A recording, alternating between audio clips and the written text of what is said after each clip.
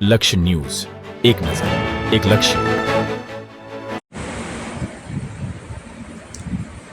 બનાસકાંઠા જિલ્લાના રાત તાલુકા પંચાયતમાં પ્રમુખ તરીકે દેમીબેન કાળુભાઈ પટેલ તથા ઉપપ્રમુખ તરીકે દેવરાજભાઈ ઠાકોરની વરણી થતાં તાલુકાભરમાં ખુશીનો માહોલ જોવા મળ્યો હતો.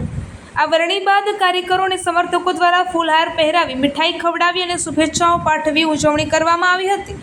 નવનિયુક્ત પ્રમુખ દેમીબેન કાળુભાઈ પટેલે જણાવ્યું હતું કે તાલુકાની જનતાએ અને પક્ષના આગેવાનોએ જે વિશ્વાસ મૂક્યો છે તે વિશ્વાસ પર ખરા ઉતરી વિકાસલક્ષી કામગીરી કરવામાં આવશે.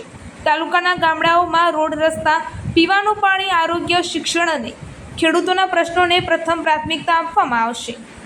ઉપપ્રમુખ દેવરાજભાઈ ઠાકોરે પણ તાલુકાના સર્વાંગી વિકાસ માટે ટીમ ભાવના સાથે કામ કરવાની પ્રતિબદ્ધતા વ્યક્ત કરી હતી. તેમણે જણાવ્યું હતું કે સરકારની વિવિધ યોજનાઓનો લાભ અત્યોદય સુધી પહોંચે તે માટે સતત પ્રયાસ કરવામાં આવશે. આ વરણી પ્રસંગે તાલુકાના રાજકીય આગેવાનો, સામાજિક કાર્યકરો અને મોટી સંખ્યામાં સ્થાનિક લોકો હાજર રહ્યા હતા.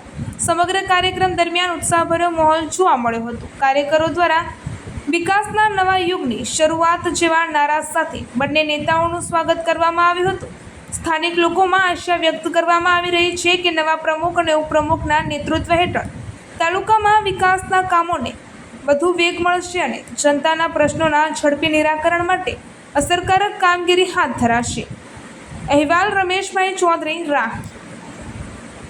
દેમાબેન કાળુભાઈ વિજેતા જાહેર થયેલ અને ઉપપ્રમુખશ્રીના ઉમેદવાર શ્રી વાઘેલા દેવરાજભાઈ અનાજી વિજેતા જાહેર થયેલ.